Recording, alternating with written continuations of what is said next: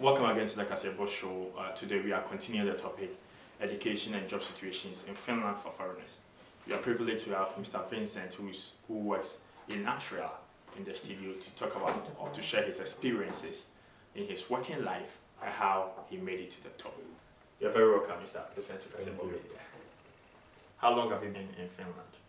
I've been around for some time, at least 20 years now.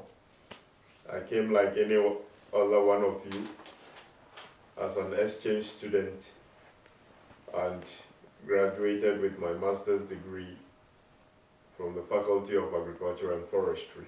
My main area then was animal husbandry, international marketing, and agricultural extension. Just after my graduation, I happened to be privileged to work in the Middle East for the feed company I did my research for. Research was mainly on broiler egg production. Currently, I work as the field manager in Atria, one of the leading meat processing companies in Scandinavia. How long have you been working in Austria? It's close to 10 years now I've been working in Atria. And I've served in different positions. Previously, I've worked as the specialist on turkeys, and currently I work as a field manager, mainly doing the advisory services and international networking. How did you get there to this position? Actually, my basis for researching in the university on broilers or feeding of laying hens was the first step to say. And the snag of it is that most of them, when I came as for my exchange program, most of them were colleagues in the school I attended as an exchange. So most of them are now the directors in Atria, most of them are the farmers in that South Ostrobotnia area.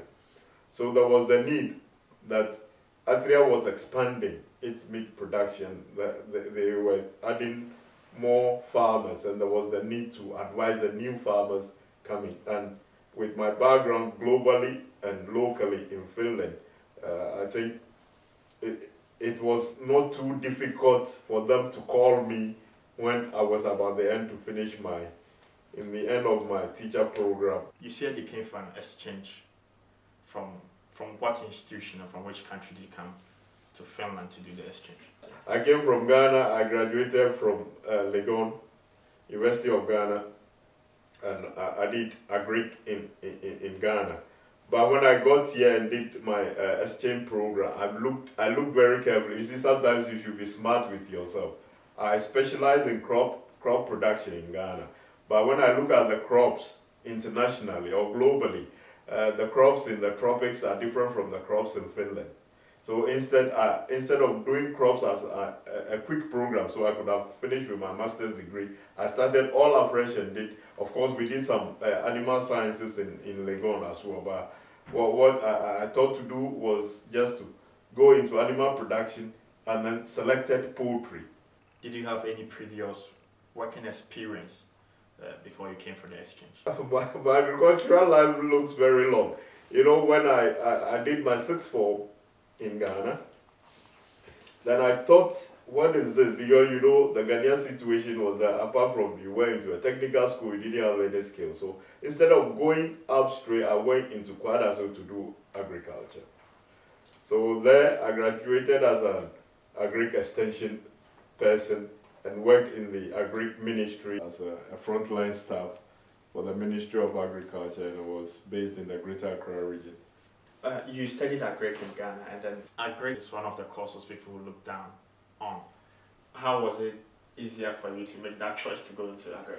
You know, you see, in Ghana, mostly if you did something, they gave you weeding as a punishment. So that discouraged a lot of people. When you see blisters, you have bubbles in your hands because you misbehaved, and the only source of punishment is to give you something to weed. So people were not interested. But I just enjoy being an agricultural student. Some people find it very, very hard to get a professional job, though they've studied in Finland for a long time. What is the reason behind that?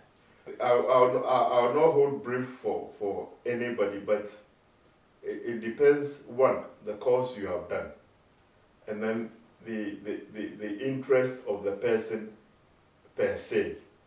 And of course, if you have been here that long and you still can't manage very well in Finnish, it's difficult. Those guys who have managed in Finnish, I don't think all of them are in their professional areas, but they are in professional areas close to what they have studied.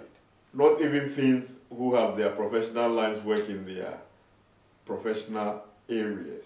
Don't you think that speaking of the Finnish language is just a barrier to block immigrants not to get a job, because most of the professional jobs, if you go inside of the job, their communication is English.